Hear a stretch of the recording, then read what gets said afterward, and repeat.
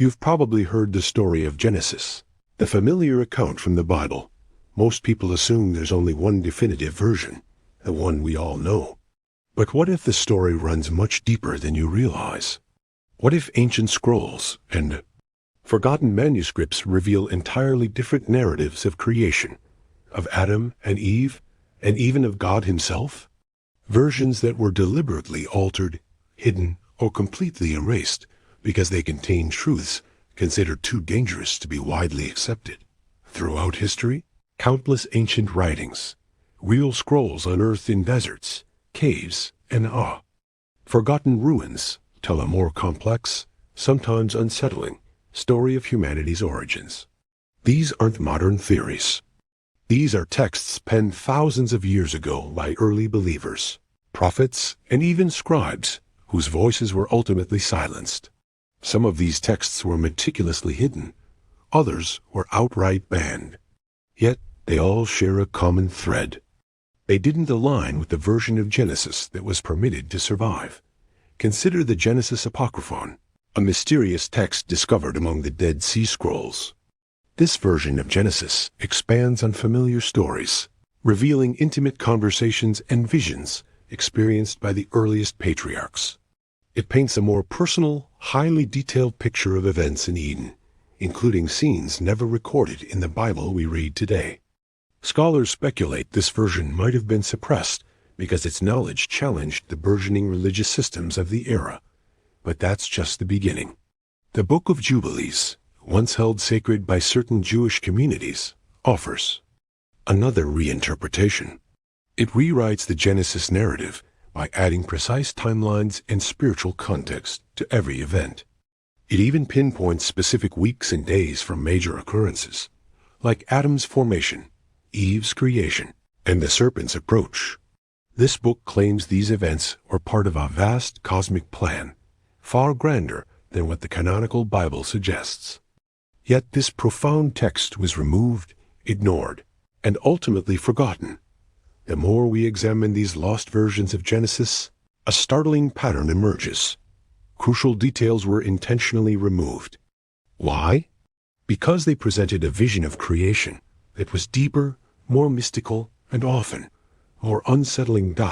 In some of these ancient accounts, Adam wasn't merely formed from dust. He was shown visions before his body even took shape, glimpses of heaven, encounters with angels, and a profound understanding of his role in the universe before he even drew breath. When this deep knowledge was deemed dangerous, it was systematically erased. The idea of a Genesis where humanity remembered its divine origins was simply too powerful. Similarly, Eve's role is vastly expanded or even inverted in certain texts. One version describes her not as the one who was deceived, but as the first to receive divine wisdom. In Gnostic writings, for instance, Eve is portrayed as the one who awakens, while Adam remains lost in ignorance. This dramatically shifts the narrative of the fall, transforming it from a simple tale of disobedience into a complex choice between control and enlightenment. For religious leaders seeking to establish order, such an idea was simply too disruptive. Then, there's the Targum, an ancient Aramaic translation of the Hebrew Bible that serve as a commentary. In the Targum, many Genesis events are given far greater complexity. The serpent, for example, isn't just a cunning snake. It's depicted as a being with intelligent speech, possibly even a heavenly origin. It wasn't cursed to crawl on its belly until after the curse, implying it may have once walked or even flown. And Eve doesn't just casually converse with it. She engages in a full dialogue, as one would with an equal. Why were these profound details excluded from the Bible we have today? It wasn't an accident. As early religious authorities shaped the canon, the official list of sacred texts, they made deliberate choices.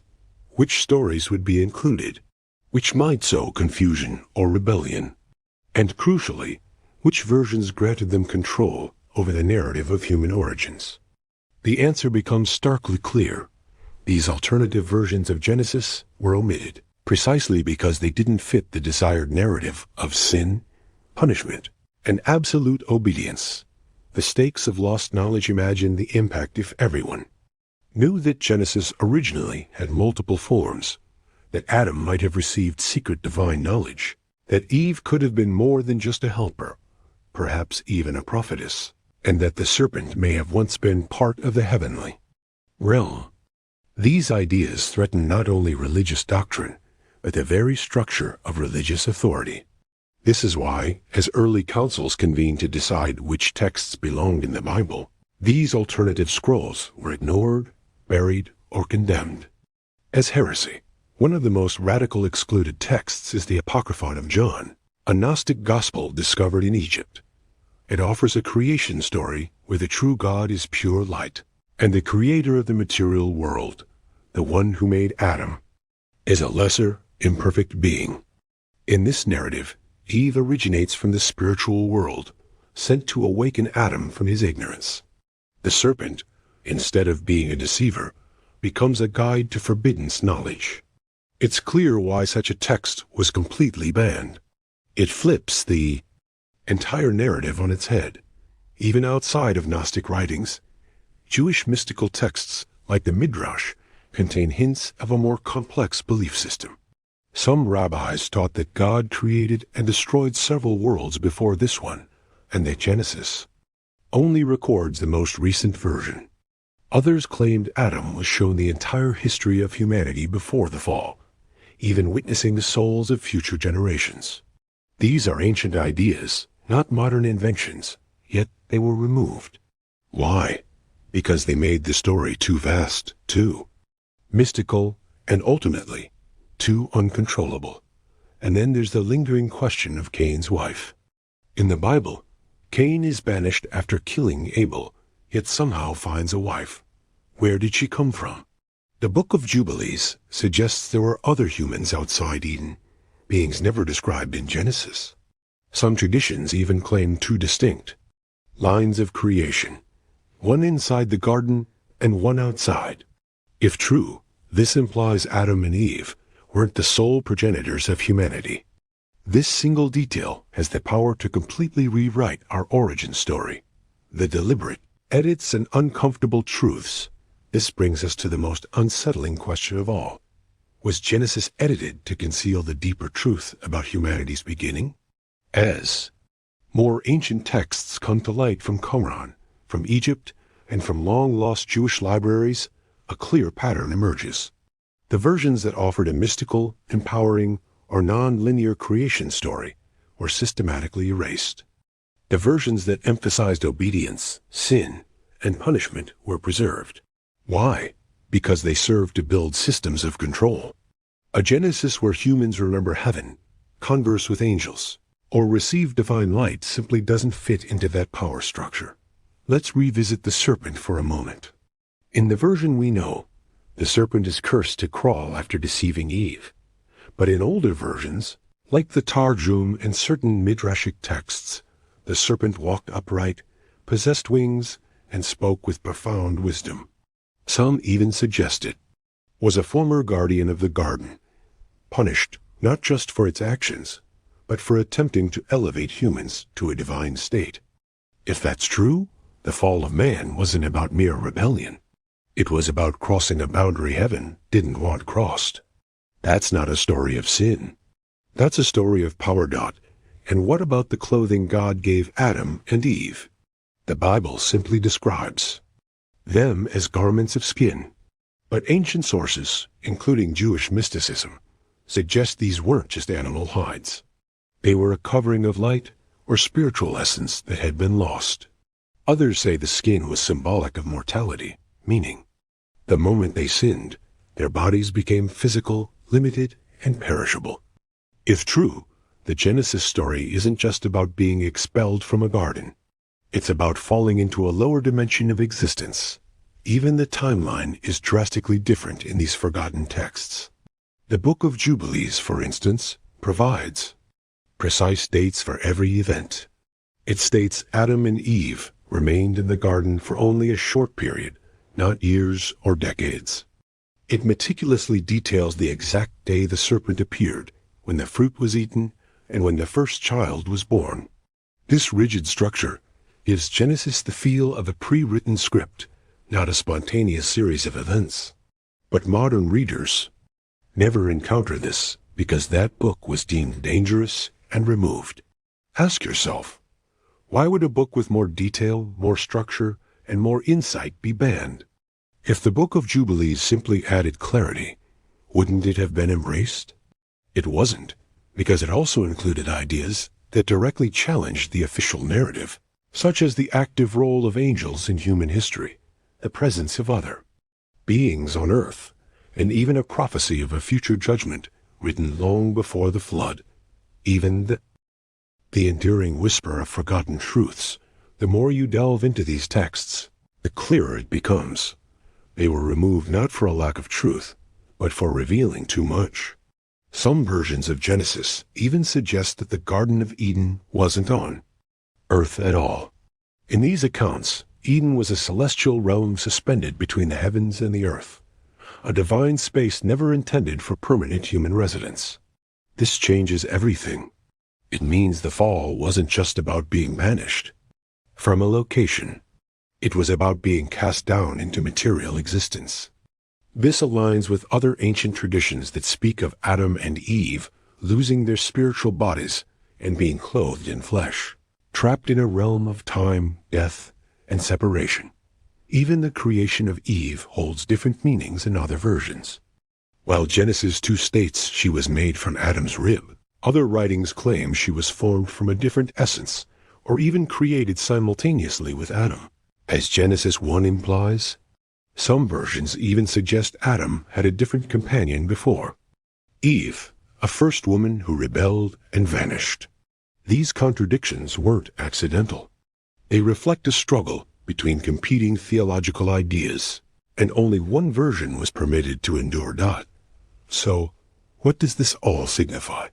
It means that Genesis wasn't simply written once and preserved untouched. It was copied, translated, debated, and meticulously filtered. What we have today is a carefully curated version, chosen by religious leaders, scribes, and councils over centuries. The other versions, those that didn't align with their objectives, were erased, condemned as dangerous, or simply forgotten. Yet, in the deserts of Qumran and the hidden libraries of lost sects, those forbidden scrolls continue to whisper a different beginning. One of the most compelling discoveries came from the Dead Sea Scrolls, the Temple Scroll, which hints that Eden was intrinsically linked to the structure of the heavenly temple. According to this idea, the garden wasn't just a paradise. It was a blueprint of God's cosmic order. And Adam wasn't just a man. He was the first high priest, tasked with guarding and serving the divine realm. When he failed, the sacred pattern was broken. This profound concept never made it into the Bible because it suggested a sacred responsibility placed on humanity that was later transferred to a select religious elite. This isn't the only scroll that reveals a hidden purpose. In one apocryphal version, Adam is said to have written a book, a scroll detailing his visions, his regrets, and the promise of redemption. This book, some traditions claim, was passed down through generations until it was sealed away by those who feared its message. It supposedly contained names of angels, secrets of the heavens, and the original plan for mankind. The mere idea of Adam having a prophetic voice, of writing sacred knowledge, was simply too radical for the editors of the canon. There's also the mystery of how long Adam lived in regret. While the Bible mentions he lived over 900 years, the apocryphal texts delve deeper. They describe centuries of mourning, of fervent prayers and desperate pleas to return to Eden, of being tormented by the memory of what was lost.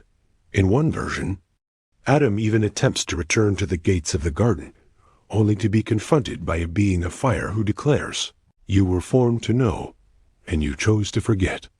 These dramatic scenes reveal an Adam who is not just the first man, but the first exile. And let's not forget Eve. In most forgotten texts, Eve speaks far more than in the Bible. She recounts visions, hears divine voices, and even receives promises of future restoration. In one version, she's the one who teaches her children how to pray. In another, she describes a dream in which a descendant of hers, shining like the sun, would crush the power of the serpent forever. That detail, too, vanished from the official texts. Why? Because it placed too much prophetic power in her hands. As we meticulously piece these fragments together, one truth becomes abundantly clear. The story of Genesis wasn't erased all at once. It was dismantled slowly, over generations. A scroll omitted here, a line edited there, a name replaced, a timeline shortened. What was once a vast, layered story, brimming with mystery, celestial events, and profound spiritual meaning, was compressed into a shorter, more moralistic tale. Most people never realized what was missing because they were taught to never question the version they were given, a battle for memory and the path forward. But these scrolls were never meant to stay hidden forever. In 1947, when the Dead Sea Scrolls were discovered in caves near Qumran, scholars were stunned. Among them were fragments of alternative Genesis narratives filled with unfamiliar details. Some were damaged, some written in ancient Hebrew, but even in their broken state, they told a story far richer than what was known. A Genesis where angels interacted directly with humanity, where knowledge was power, and where truth was dangerous. And the question resurfaced: who decided what parts of creation we were allowed to read? It wasn't just Jewish texts either. Early Christian writings, many of which were excluded from the New Testament, also preserved different views of Genesis. Some saw Adam as a being of light, a spirit trapped in a physical body. Others believed Eve's creation was a divine act that reflected heaven itself, not just a secondary event. In these texts, the fall of man wasn't merely disobedience. It was the genesis of a war between realms, between light and darkness, between ignorance and truth. This brings us to the core of the matter. Genesis is not just a story about the beginning. It's a battleground of interpretations. Each version, each scroll, each forbidden manuscript offers a different vision of who we are, where we come from, and what was lost. The version we possess today isn't wrong, but it is incomplete. It's the safe version, the one that could be preached, memorized, and controlled. The others were left behind because they dared to say more. What would happen if these missing versions were brought back into the light? If the world read a Genesis where Adam spoke with angels, where Eve had visions, and where knowledge wasn't, a sin but a spark of awakening? It would fundamentally change how we perceive ourselves. It would challenge our understanding of sin, obedience, and even God's relationship with humanity. And perhaps, just perhaps, that's precisely why those versions were hidden. Because if people saw what was erased, they might start asking the right questions. There's a reason why spiritual seekers, scholars, and mystics throughout history have relentlessly searched for these lost books. Deep down, many sensed that something was missing, that the Bible's beginning felt too abrupt, too brief, too carefully managed. And when they found those missing scrolls, they uncovered a Genesis that felt more alive, more dangerous, and more divine. A Genesis where creation wasn't just 7 days. It was a cosmic war, where Eden wasn't just a garden. It was a gate, where the fall wasn't simply failure. It was transformation. Of course, not every ancient text is entirely reliable. Some were. Undoubtedly myths, some distortions, others written with specific agendas. But when numerous diverse sources from different regions, time periods, and traditions all point to a larger, more complex story beneath the surface of Genesis, we absolutely should pay attention. Because history doesn't just delete what's false. It also deletes what's inconvenient. And in this case, the other versions of Genesis were inconvenient to those who prioritized control over truth. We don't need to reject the Genesis we have, but we must stop believing it's the entire picture. Truth is layered. And somewhere beneath the surface, beneath the edits, the missing names, the burned pages, and the banned scrolls, there exists a deeper Genesis, one that reveals a humanity far more powerful, far more connected to the divine, and far more challenging to control. Consider the serpent's words, "You will not surely die. You will become like God." In the version we know, this is treated as a lie. But in the same chapter, God himself says, "Behold, the man has become like one of us, knowing good and evil." Was the serpent punished for lying or for telling a truth too soon? This is the kind of tension found in the erased versions of Genesis, where the story isn't black and white, but filled with uncomfortable truths that blur the lines between rebellion and revelation. The same tension exists in God's response. In many forgotten scrolls, God doesn't just punish. He mourns. He weeps for the purity that was lost, for the knowledge taken too early. Some texts even suggest that angels argued over humanity's fate, and not all agreed with the divine judgment. These details add emotion, conflict, and profound depth. But they were removed, perhaps because they portray a God who is not merely a judge, but a heartbroken father. And that version didn't serve the goals of power. These lost texts also hint at a second chance, a return to the beginning. They mention a final scroll, sealed away, that would be opened at the end of the age. A scroll containing the original truth, unfiltered, untouched. In some accounts, Adam himself saw it in a vision. In others, Enoch was entrusted to guard it. What all of them agree on is this: the real Genesis has not been fully revealed yet. This isn't just about dusty old manuscripts. This is a battle over memory, a spiritual war between what was preserved and what was erased, between the story we were allowed to know and the one they tried to bury, and every scroll they tried to destroy brings us one step closer to the truth they feared we'd remember. So, what if you were never meant to forget? What if the real danger was not the serpent, not the fruit, not even the fall, but the act of forgetting? The moment we stopped asking what was removed, we accepted a version of Genesis that was safer, smaller, and easier to control. But once you see that there were other scrolls, other voices, other versions, you can't unsee it. And deep down, something awakens, a hunger to know what was written before it was silenced. This isn't about rejecting the Genesis we have. It's about realizing that it's only one layer of a much deeper foundation. A foundation built over centuries of edits, politics, fear, and power. And beneath that structure, the lost words still echo. They were written with fire, preserved with blood, buried in deserts. But they survived. Because truth, no matter how hidden, always waits to be found. Perhaps that's why you're here right now. Not by accident, but because something inside you recognizes that the beginning was not what you were told.